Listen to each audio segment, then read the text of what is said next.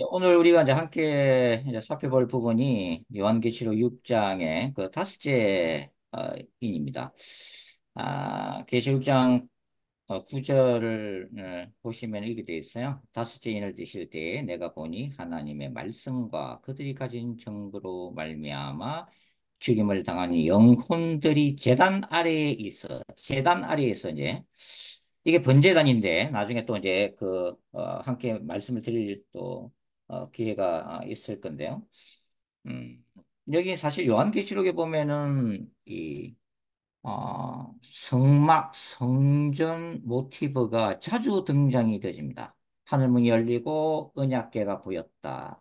또 정거장막 성전이 보이고 분향단과 번제단이 보이고 그러니까 우리가 요한계시록의 이런 부분들을 읽을 때 우리가 성막을 이해하지 않으면 그리고 그 성막을 기초로 해서 이제 예루살렘 성전이 세워지잖아요. 솔로몬 성전이나 뭐 제2의 성전 또 헤롯 성전이 세워지는데 이런 성막이나 성전의 기본 구조와 의미를 우리가 잘 알 때 우리가 요한계시록의 말씀을 더 잘 이해하게 된다고 하는 것입니다. 그래서 제가 늘 말씀드린 것처럼 요한계시록은 요한계시록 자체의 연구로만 끝이 나는 게 아니라 구약 성경 전체 또 신약 성경 나머지 신약 성경을 우리가 잘 이해할 때에 요한계시록을 좀 더 성경적으로 잘 이해할 수 있다. 이렇게 제가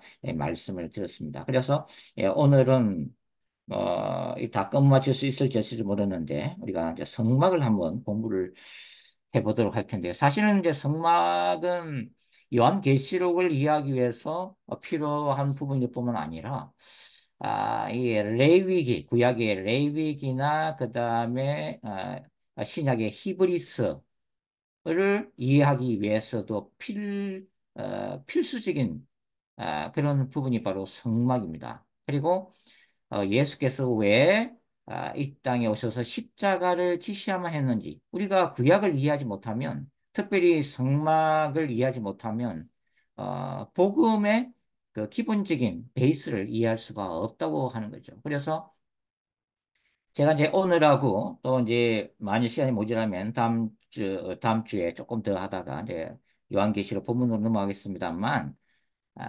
여러분들이 이제 성막 공부를 따로 했으면 좋겠다는 생각이 들어요.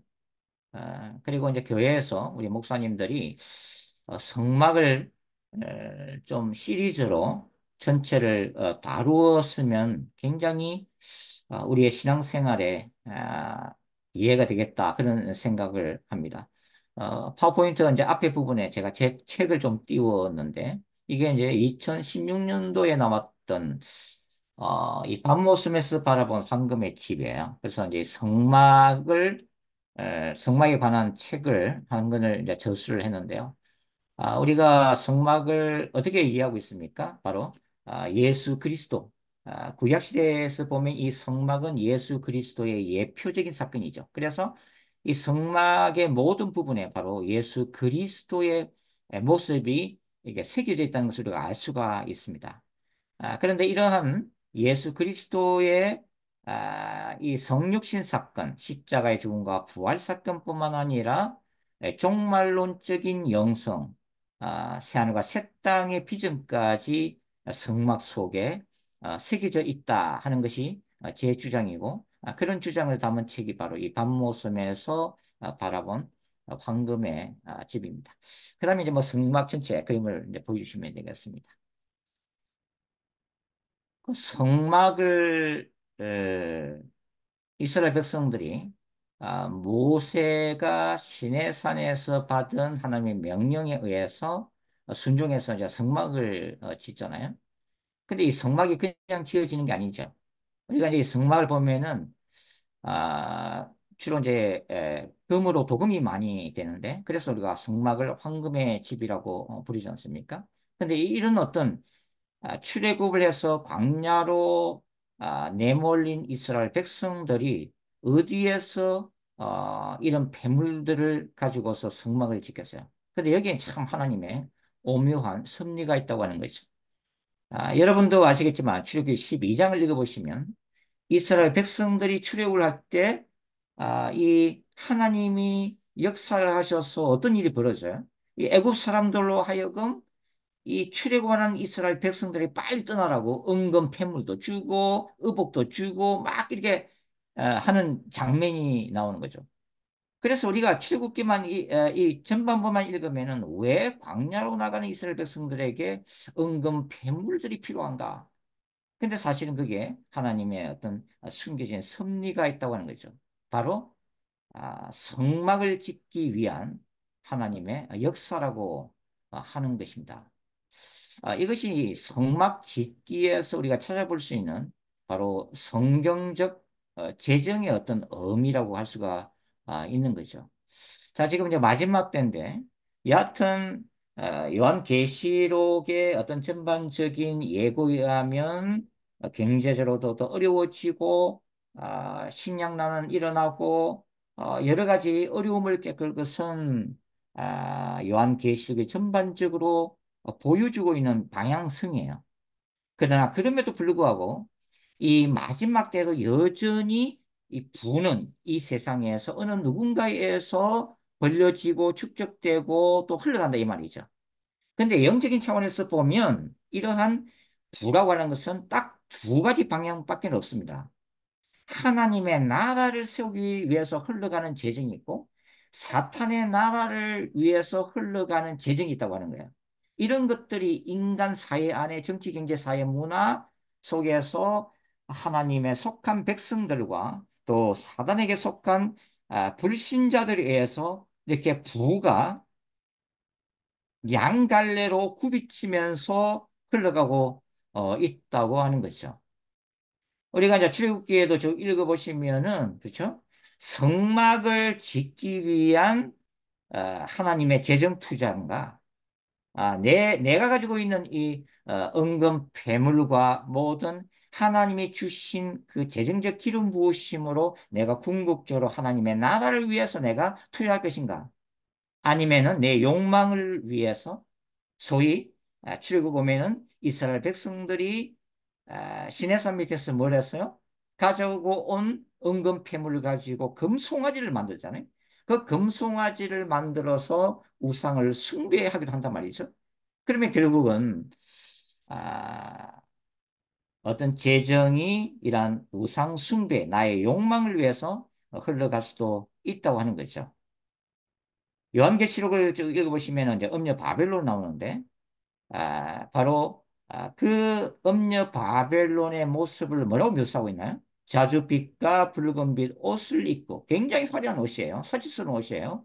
금과 보석과 진주로 꾸미고 손에 금잔을 가지고 있는 모습으로 묘사가 되어지고 있다고 하는 거죠. 이 음녀 바벨론은 인간들의 영혼까지 매매하는 처소라고 요한계시록 기록을 해놓고 있습니다. 그러니까 악령들이 지배하는 죄악된 세계를 보여주고 있는 거예요.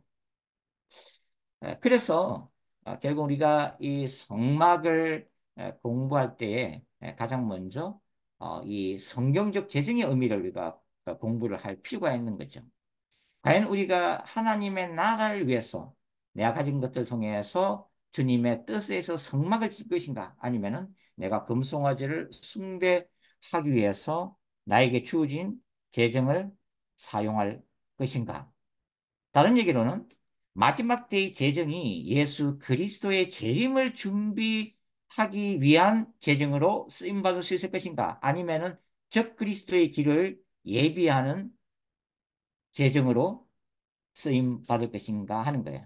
자, 그런 것들이 바로 우리 각 개인적 차원, 공동체적 차원, 세계적 차원에서 이 마지막 부의 이동을 하고 있다. 그래서 정말 바라기는 하나님을 사모하고 하나님의 나라를 위해서 그의 나라와 그의 의를 구하는 정말 심령이 가난한 하나님의 백성들 가운데 마지막 부가 이동이 되어지고 그 다음에 그 자기에게 흘러 들어온 이 재정적 기름 부으심, 재정을 가지고 정말 하나님의 나라를 위해서 세울 수 있는, 그죠?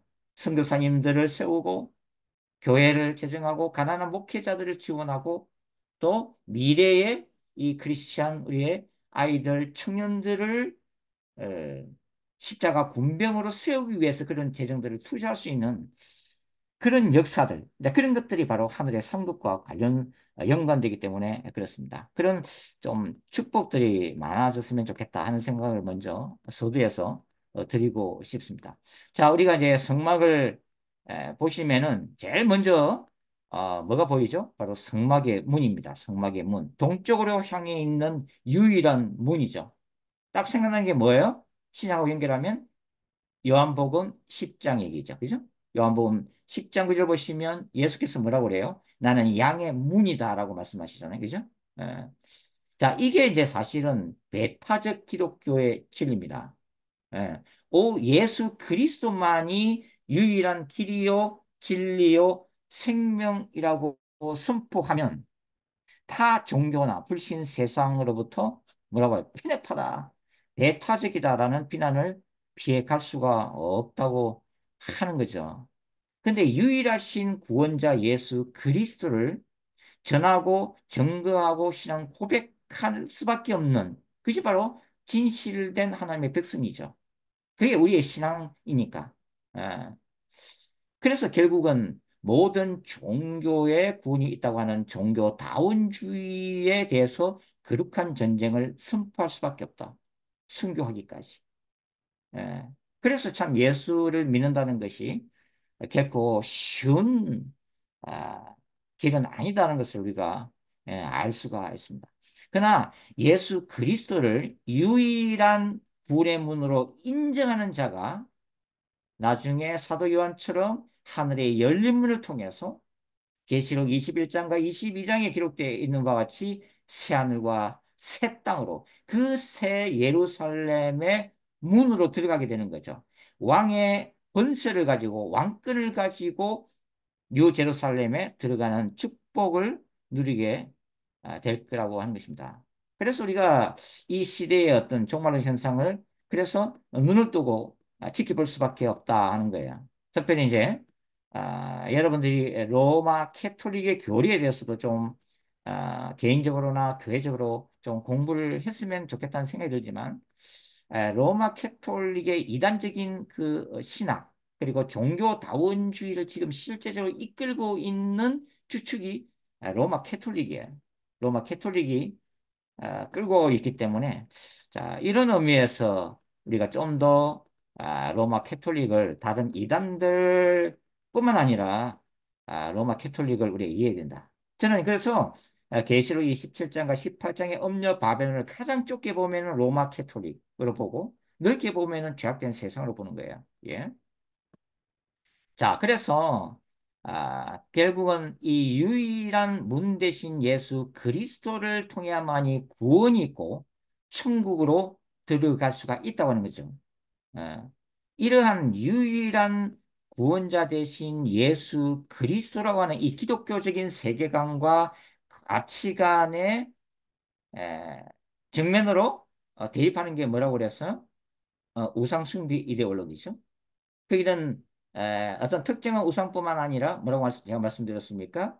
돈, 권력, 음란으로 대표되는 신발, 숭배도 포함되어 있고 그 다음에 여전히 예수 이외에 우상들을 통해서 구원을 받을 수 있다고 확신하는 타 종교들도 포함되어 있는 거고 당연히 종교다원주의도 포함되어 있는 거고 그 다음에 비록 기독교라고 하는 테두리 있지만 또한 여기에는 수많은 타락이 일어나고 있고 마지막 때의 배도가 일어날 것이고 예, 또 교회 안에서조차 죄에 대해서 회개하지 않는 맹목상의 신자들조차도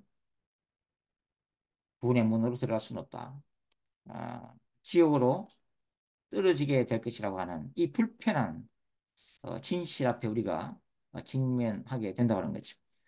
우리가 이제 누가복음 15장을 목사님들이 굉장히 많이 설교를 하고 불신자들도 에, 잘 알고 있는 얘기잖아요. 탕자 이야기.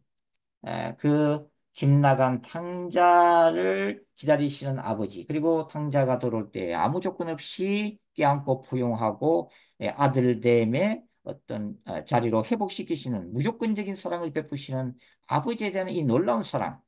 우리가 그걸 많이 설교를 합니다만 그리고 마다들에 대한 집안에 숨겨져 있는 또 다른 탕자, 이 마다들이 마다들이 그 당시 1세기 이 누가복음 복음서 안에서 누구를 예수님이 지금 비유하고 계신 거예요? 바리새인이에요. 바리새인.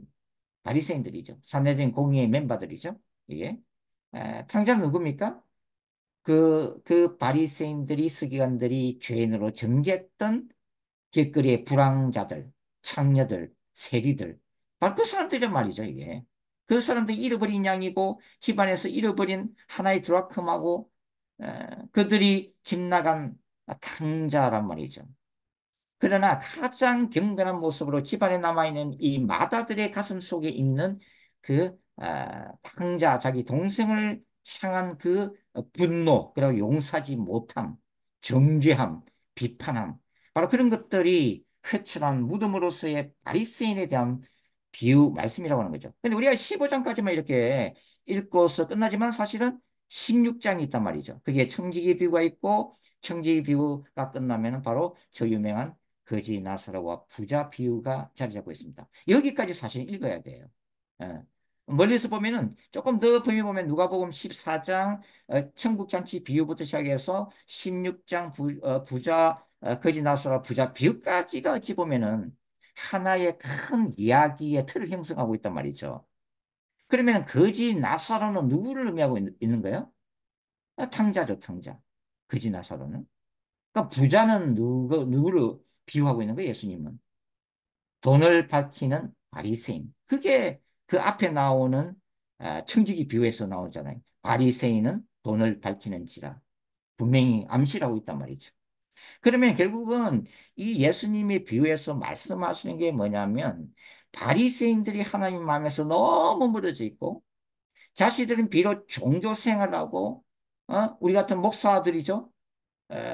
예배를 인도하고 그죠? 율법을 가르치고 대중 기도를 이끌고 이런 어떤 종교 지도자들이라서 하나님의 곁에 가장 가까이 있는 것 같지만 예수님이 비판하는 것은 뭐예요? 가장 하나님으로부터 멀리 떨어져 있는 자. 어, 회개치 않는 바리새인들은 결국은 부자와 같이 엄부로 떨어질 것이라고 하는 준엄한 경고가 바로 거짓 나사로와 부자 비유라고 하는 것입니다. 유일한 성망의 문을 떠나서 예수를 떠나서는 구원이 없다. 그것도 예수님 안에서 정말 진실되게 예수님만을 사랑하고 예수님만을 삶의 최우선으로 생각하고 날마다 회개하는 자들만이 예수 그리스도 안에서 온전한 천국에 들어갈 것이고 그런 사람들이 하늘과 새 땅을 기업으로 받게 될 거라고 하는 거죠. 제가 요즘에는 좀 이렇게 지옥에 대해서 좀 묵상을 하고 있는데요. 조금씩 이제 글을 정리해서 책으로 내려고 하는데 뭐 작은 책을 이 단테의 신곡을 보면은 그 지옥편이 나오잖아요. 그리고 그 지옥편을 모티브로 해서 만든 로댕의 작품이 바로 지옥의 문입니다. 지옥의 문. 어, 유명한 조각 작품이죠. 근데 그 지옥의 문에 적혀 있는 글귀를 여러분들 기억하세요? 이렇게 되어 있습니다. 지옥을 찾은 그대여 이제 그대의 모든 희망을 버릴지어다. 지옥은 희망이 없는 것이죠. 희망이 없는 것이다. 영원한 불못에 던져진다는 것은 영원한 고통을 당하는 것과 동시에 뭘 얘기하는 거예요?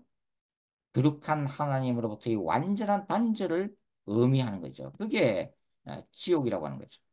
그래서 저는 이 목사님들이 특별히 목사님들이나 선교사님들이 천국과 지옥에 대해서 정기적으로 좀 설교했으면 좋겠어요. 좀 가르쳤으면 좋겠어요. 현대 교회 안에서 한 그 설문지를 보면 천국과 지옥 설교로 들어본 적이 별로 없다. 그게 우리의 현실이라고 하는 거죠. 이게. 아, 오늘날 이 마지막 때는 결코 교회 건물을 짓는 시대가 아닙니다. 이제 예수님 곧 와요. 그죠? 그리고 교회를 어떻게든 양적으로 성장시키고 몸부림칠 수 있는 그런 시대도 아닙니다. 예. 그러면 결국은 하나님이 허락하신 지금 현재 허락하신 목회하는 사역하는 교인들을 알곡 만드는 것이 하나님의 뜻이에요. 알곡 만드는 온전히 천국에 들어갈 수 있는 그릇한 신부로 만들어라. 말씀을 통해서 그들을 위해서 기도하고 가르쳐서 어, 천국 들어갈 수 있는 까라지가 아니라 알곡으로 만들라는 거예요. 그게 이 마지막 때의 교회가 해야 될 굉장히 중요한 부분이라고 하는 것입니다. 교인들을 알고로 만들고 목사 자신도 예수님의 거룩한 신부로 세워나가는 이게 예수님의 재림을 준비하는 하나의 과정이라고 하는 거죠. 어. 우리가 성막의 문을 통과하게 되면 그 다음에 뭐가 보여요? 바로 번제단을 볼 수가 있습니다. 자, 이 번제단은 이 죄를 지은 이스라엘 백성들이 어린 양이든 송아지든 뭐 가난한 집 사람들은 비둘기를 가지고 오는데 레위기 1장을 보면 예를 들어서 어린 양을 이제 가지고 오잖아요. 어린 양을 가지고 제사장한테 오면은 제사장이 그 어린 양을 죽이는 게 아니에요. 제일 먼저 하는 것은 뭐냐면 죄를 지은 이스라엘 백성이 이 어린 양의 머리 위에 두 손으로 안수를 합니다. 왜 안수를 해요? 이스라엘 백성들이 그 지은 죄를 안수함으로 인해서 어린 양에게 자신의 죄를 트랜스퍼하는 거예요. 증가시키는 거예요. 증가. 죄를 증가시키는 겁니다. 그래서 죄를 지은 이스라엘 백성들이 하나님 앞에 마땅히 죽어야 되는데 자신을 대신해서 죄를 어린 양에게 뒤집어 씌우고 어린 양이 희생양이 되어서 하나님 앞에 심판받는 거예요. 그게 번제라고 하는 거예요. 예. 그래서 이 어린 양을 데리고 온 이스라엘 백성들이 직접 양의 목에 칼을 집어넣어야 돼요. 찔러야 돼요. 피를 내야 돼요. 그러니까 피가 나오면은 제사장이 이 그릇을 갖다 주죠. 그럼 그릇에다가 이제 받아가지고 제사장한테 주면 제사장이 그 피를 가지고 번제단의 네 뿔에다가 피를 바릅니다. 그리고 번제단의 주변에다가 피를 뿌려요. 그 작업을 해요. 그런 다음에 다시 이 이스라엘 백성이 어린 양의 가죽을 벗기고 각을 떼야 돼요. 이거 다 이거 이스라엘 백성들이 하는 거예요. 제사장이 안 해요. 예. 왜냐하면은 죄를 지은 이스라엘 백성들이 그 과정을 통해서 자기의 그 처참한 죄의 실상을 깨달아라고 하는 의미예요. 예. 그래서 이 번제단은 수많은 이스라엘 백성들의 이런 죄를 사기 위한 짐승들의 그 피 흘림, 그리고 짐승들을 번제단에서 불살라는 그 매캐한 냄새와 연기로 가득 차 있는 곳이에요. 아주 지저분하고 아주 정말 무서운 곳이란 말이죠. 이 번제단 주변은. 그게 하나님이 얼마나 죄를 미워하시고 죄에 대해서 심판하시는 길을 원하시는지 공의의 하나님, 진노하시는 죄에 대해서 진노하시는 하나님의 무서운 얼굴을 볼 수 있는 것이 바로 이 번제단이다 하는 거예요. 근데 여기에 역설적인 은혜가 있잖아요. 이스라엘 백성들이 죽는 게 아니라 어린 양이 대신 죽는 거예요. 수송아지가 대신 죽는 거죠. 산비둘기가 대신 죽는 거죠. 여기에 하나님이 택하신 그분의 백성들을 향한 죄사함의 은혜가 있는 것입니다. 하나님과 인간 사이에 이 피 흘리는 제사를 통해서 화목이 이루어지는 거죠. 이 화목 제사라고 하는 것입니다. 예. 바로 이러한 심판과 긍휼의 자리가 바로 번제단이고 그것이 바로 신약의 골고다에 세워진 뭐야? 예수 그리스도의 십자가라고 하는 것입니다. 그래서 우리가 이 번제단 앞에서 서면 우리는 늘 우리 자신의 모습을 하나님 앞에 나아갈 수 없는 처참한 우리의 죄를 인식하고 끊임없이 회개하는 그게 필요한 거죠. 이게. 그래서 아, 내 죄를 예수 그리스도의 십자가에 보혈로 씻는 이 회개가 날마다 이루어져야 된다고 하는 거죠. 자, 바울은 갈라디아 2장 19절에서 20절에서 굉장히 유명한 얘기를 하고 있잖아요. 자, 죽음의 교리라고 그러는데 내가 그리스도와 함께 십자가에 못 박혔나니 그런즉 내가 사는 것이 아니요 내 안에 그리스도께서 사신 것이라. 그렇게 얘기하잖아요. 바로 이 예수 그리스도의 십자가의 죽음과 부활을 바울이 자신의 삶에 적용하고 있는 거죠. 그죠? 그리스도와 함께 십자가에 못 박겠다고 하는 거예요. 내 자아를 십자가에 못 박는다. 내 탐욕을, 음욕을, 욕심을, 자기 중심성, 이기적인 생각, 십자가에다가 못을 박고 그 안에서 자기의 자아가 완전히 죽어버린다는 거예요. 어, 그래서 이제는 그 죄악된 그 자로 가득 찬 바울이 아니라 그리고 가신 예수 그리스도께서 바울을 지성전으로 삼아서 살아서 역사하신다. 역사하신다. 아, 굉장히 중요한 교리라고 하는 것입니다. 아, 사탄이 바울을 넘어뜨리려고 얼마나 애를 쓰겠습니까? 그죠? 우는 사자와 같이. 아, 지금도 그렇게 헤매 돌지만 정말 바울처럼 예수 그리스도를 전가하고 1세기 로마 세계에 곳곳에 교회를 세우고 기독교의 교리를 만들고 또 성경책을 쓰고 대단한 인물이죠. 그러한 이러한 영적 거인인 바울을 사탄이 얼마나 넘어뜨리려고 했겠어요. 그런데 그런 생각을 해보는 거예요. 바울은 그랬잖아요. 내가 날마다 죽노라. 내가 날마다 죽을 수밖에 없다.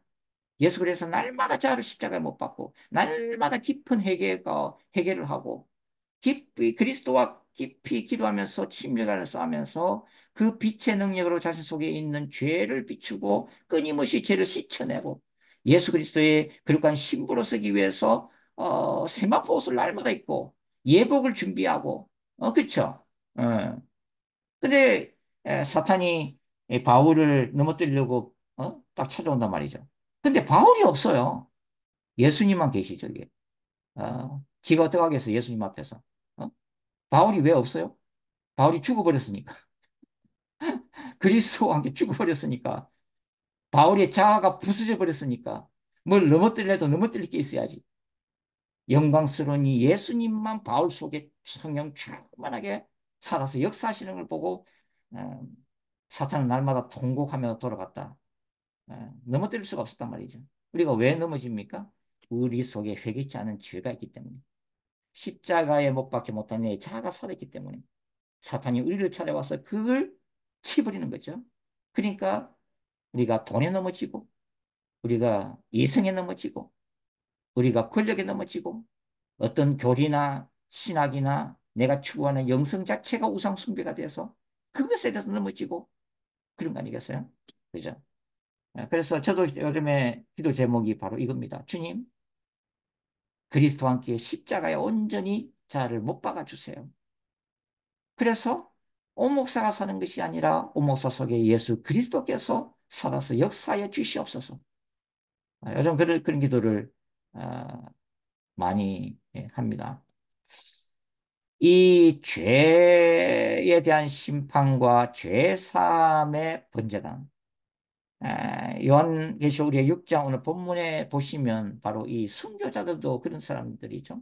하늘에 번제단 곁에 있다. 번제단 곁에 있다. 구약시대 때에 짐승들이 바쳐졌던 그 번제단에 순교자들이 있습니다. 뭘 얘기할까요? 왜 번제단 옆에 순교자들이 하늘의 번제단 옆에 순교자들이 있을까요? 순교자들이 자신의 생명을 주님을 전가하기 위해서 자신을 제물로 바쳤기 때문이죠. 하늘의 번제단에 자신을 짐승의 제사처럼 스스로 바친 거죠. 이게 순교자의 영성이죠. 어, 주와 함께 죽어버린 사람들. 그러나 하늘에서 주와 함께 다시 살아난 사람들. 그 사람들이 바로 순교자들입니다. 자, 이 번제단을 지나면은 우리가 뭘 보죠? 물두멍이 나오고 있습니다. 물두멍. 물두멍의 원래 기능이 뭐라고 말씀드렸어요? 이 바람이 불고 메마른 먼지가 가득 차 있는 이 광야에서 제사장들이 성소 사역을 하기 위해서 손과 발을 씻는 곳이 바로 물두멍의 일차적인 기능이죠. 하나님은 제사장들이 성소 사역을 하기 전에 이 손과 발을 씻지 않고 들어오면 죽임을 당할 거라고 경고를 하셨어요. 출애굽기 30장에서. 그래서 이제 세월이 흘러서 이제 예수님 당시에 그 유대교의 정결법 중에 하나가 바로 이제 이런 거죠. 그래서 유대인들이 이제 외출하고 돌아오면 손과 발을 깨끗하게 씻는 거죠. 지금도 뭐 이스라엘 땅에 경건한 유대인들은 그렇게 지금도 하고 있지만 우리가 이제 요한복음 2장에 보면 가나의 혼인잔치 나오죠.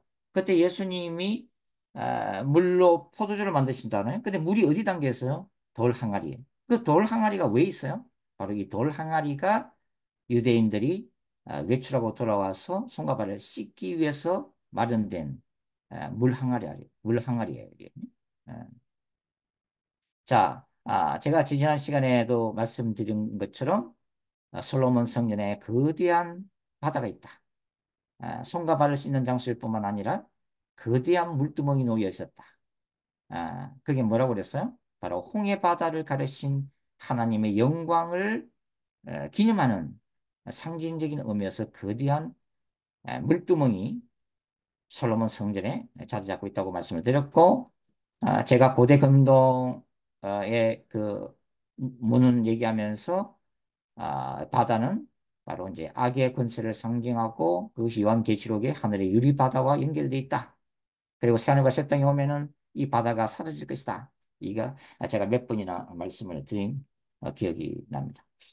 자, 그래서 이 물두멍에서 손과 발을 씻고 이제 제사장들은 이제 성소로 들어가게 됩니다. 여기서 유대인들은 이 번제단까지만 들어갈 수 있죠. 이걸 유대인의 뜰이라고 그러죠. 그죠? 그 다음에 이제 이 물두멍이 위치한 지역부터는 일반 유대인들이 들어갈 수가 없습니다. 여기는 제사장의 영역이에요. 그래서 물두멍이 있는 그 부분과 그 다음에 성소까지가 제사장의 사역의 영역이죠. 영역. 이 성소는 저는 이제 제 책에서는 뭐라 표현하냐면 하나님의 군대, 말씀 그리고 기도의 세계를 반영하고 있다 이렇게 적었습니다. 이 성소에 들어가야 되면 왼쪽 편에 뭐가 있죠? 메노라가 있죠. 일곱 금촛대, 그죠? 일곱 등불인 촛대가 있죠. 메노라가 있죠. 자, 메노라의 기능은 뭡니까? 24시간 성수환을 환히 밝혀야 돼요. 이 불이 끄지면 안 돼요. 항상 성수환을 환하게 밝히도록 제사장들은 열심히 그 기름도 넣고 손질도 하고 해서 불이 끄지면 안 돼. 불이 끄지 않도록 관리를 해야 하는 거죠. 이 금초대 메노라는 이제 스가랴 4장을 가면은 바벨론 포로 생활에서 돌아온 기환 공동체를 의미를 하고 있습니다. 이스라엘을 의미를 하고 있어요. 그리고 이 메노라에 기름을 공급하는 두 감람나무 가지가 있죠. 그게 에, 제2성전의 주역인 총독 스룹바벨과 대제사장 여호수아예요. 스가랴 3장과 4장이 나오는 얘기예요. 그리고 이제 이 두 감람나무가 나중에 우리 요한계시록 11장 가면은 두 증인으로 나타나요. 두 증인. 그때 가서 이제 공부를 할 겁니다. 그래서 이 신약적 관점에서 이 금초대 성소환을 환히 밝혔던 이 금초대의 빛은 누구를 상징하게 돼요? 예수 그리스도죠. 나는 세상의 빛이다. 요한복음의 선언이죠. 그죠? 그리고 세상의 빛과 소금이 되어야 될 하나님의 백성들, 교회 공동체까지 이제 확장이 되어지게 되죠. 음. 그 다음에 계시록 1장에서는 이 메노나는 또 뭘 상징하고 있습니까? 교회 공동체. 그죠? 금촉대 사이를 그니시는 예수 그리스도. 그리고 그 촉대는 곧, 아, 일곱 금촉대는 곧 일곱 교회니라. 라고 예수님이 말씀하셨죠? 그래서, 이 성소 안의 금촉대 메노라는 어둠의 권세를 이기는 빛의 권세를 회복해야 될 마지막 때 하나님의 군대로 저는 규정을 합니다. 근데 이 하나님의 강력한 군대는 뭐가 전제되냐 하면은 철저한 회개를 통해서 거룩함을 회복해야 돼요. 예. 무슨 얘기냐면은 예수 그리스도의 거룩한 신부가 되지 않고서는 하나님의 군대가 될 수가 없습니다. 예. 능력과 권세를 받아서 강력한 하나님의 군대가 되었다 하더라도 개인적인 차원에서 예수 그리스도 앞에서 내 죄를 회개하고 늘 자아를 십자가에 못 박고 겸손한 자를 지키는 이 예수 그리스도의 거룩한 신부됨이 없으면 결국은 뭐라고 했어요? 사탄의 공격을 받게 되고 그 다음에 넘어지게 돼 있다. 돼 있다.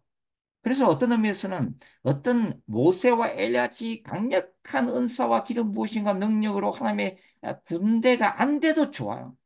예수 그리스도의 신부만 돼도 좋아요. 신부. 이게 더 본질적인 문제니까. 예. 사역은 두 번째 문제예요. 우리는 하나님 앞에서 doing, 뭘 할까 생각하지만 주님의 뜻은 너희가 하나님 앞에 올바르게 서 있는 being이 되라는 거죠. 본질적으로 하나님 앞에 바로 서 있는 존재가 먼저 되라는 겁니다. 사역보다 더 중요한 것은 우리가 하나님 앞에 바로 서 있는 거예요. 이게 본질이에요. 그렇지 않으면은 다 지옥으로 타락해서 떨어지고 만다고 하는 거죠. 그만큼 타락이나 배도가 무섭다.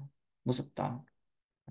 그래서 이런 거룩함이 어떤 이 성화의 어떤 행함이 구원을 받는 그 행위 구원론이 아니라 우리가 하나님의 은혜로 죄선을 받고 하나님의 자녀가 되고 하나님의 법정에서 너는 예수 그리스도는 죄인이지만 내 예수 아들 예수 그리스도의 그 의의 증가를 통해서 예수 그리스도의 의를 옷 임으로 인해서 예수 그리스도의 피 뿌림을 통해서 너는 내 앞에서 죄가 없다고 내가 인정할게. 이게 칭의란 말이죠. 어렵다 하심을 받는 거예요. justification이에요. 그런 칭의를 받은 하나님의 백성들이 그다음에 하나님의 나라로 옮겨졌기 때문에 제가 지난번에 말씀드렸잖아요.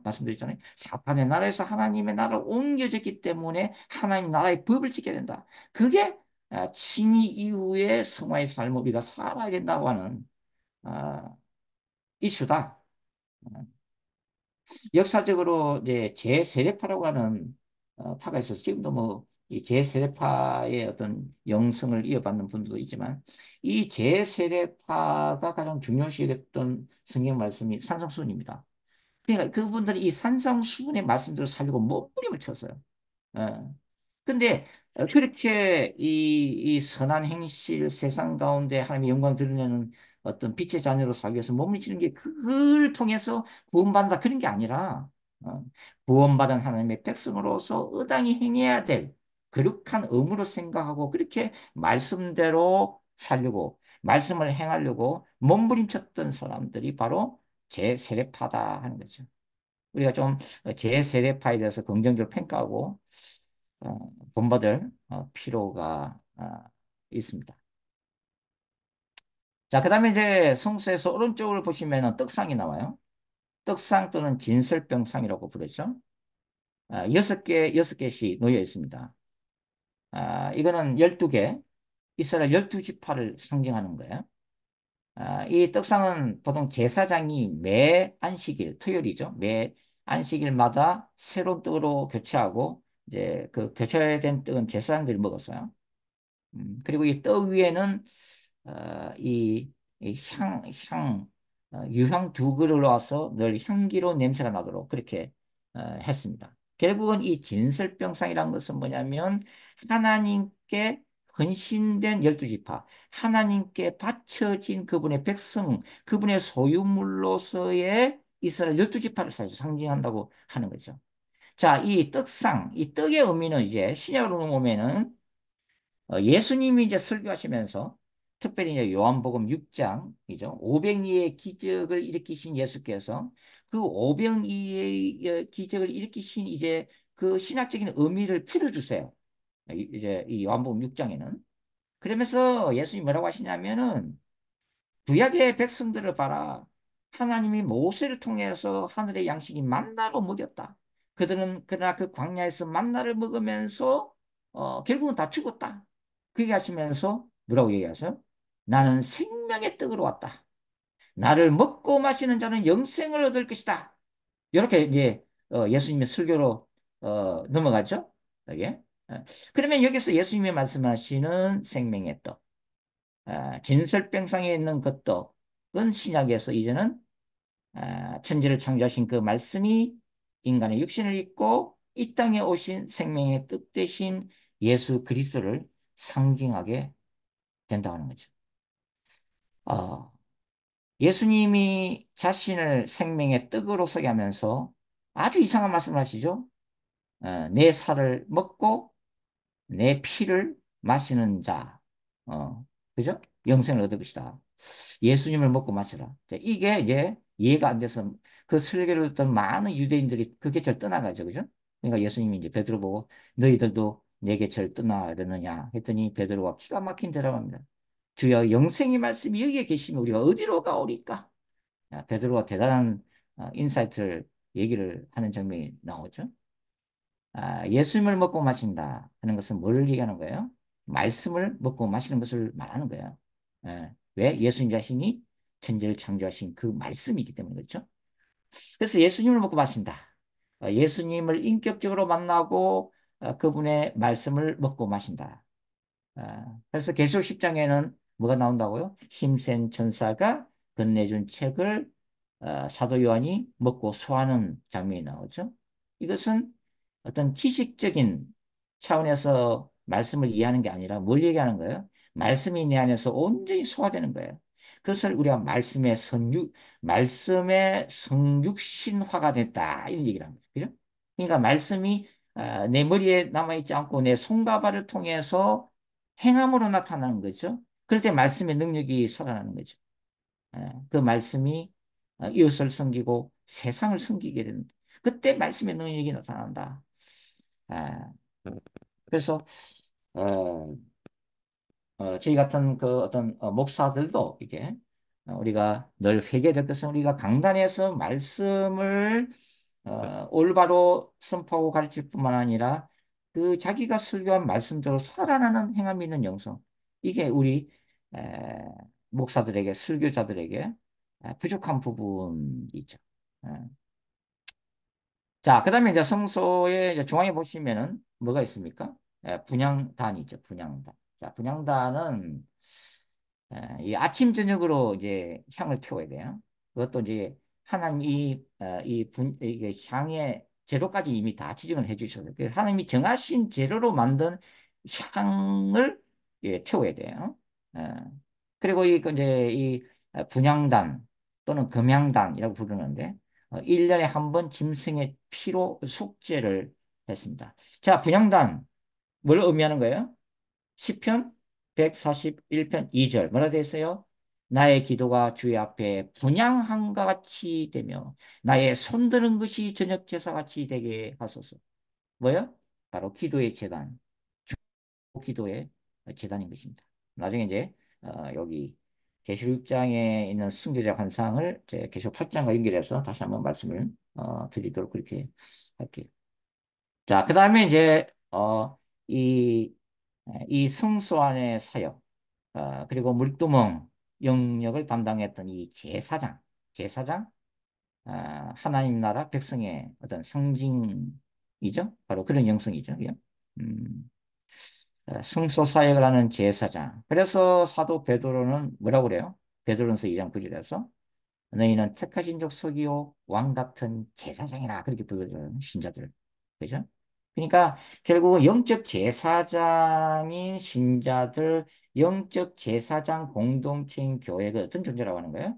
하늘과 세상 사이의 중보자 역할을 하도록 부르심을 받았다는 거죠. 그러니까 세상과 이 불신 세상과 하나님을 연결하는 브릿지 역할을 하고 있다고 하는 거죠. 그래서 이웃과 세상을 사랑으로 섬겨야 한다고 하는 거죠. 바울은 뭐 신자들 그리스도의 편지다. 너희는 그리스도의 편지다. 또 너희는 이 특명 대사다. 파송을 받았다. 그런 얘기도 하고 있죠. 우리가 성경을 보면. 자, 제사장 중에서 특별히 이제 대제사장. 대제사장은 지성소 사용하죠. 일반 제사장들은 성소까지만 사용할 수 있고 이제 지성소 사역을 감당하는 사람이 바로 대제사장입니다. 대제사장의 지성소 출입은 언제 일어나요? 용 키프로 대속죄일 날.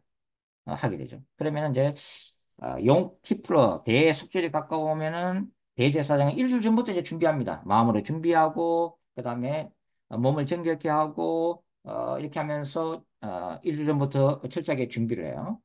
그리고 이제 이날은 평소에 입는 화려한 대제사장 복장이 있습니다. 그걸 벗어요. 그날은 입지 않습니다. 세마포 흰옷으로 갈아입습니다. 왜냐하면은 대속죄는 이스라엘 전체의 죄를 속하는 날이기 때문에 죄인인 대제사장도 화려한 복장을 입을 수가 없어요. 깨끗한 옷으로 갈아입어야 돼. 예. 그리고서 이제 대제사장은 이 금향로를 들고서 법궤, 지성소로 들어갑니다. 그리고 먼저 법궤 앞에서 향을 피워야 돼요. 예, 향을.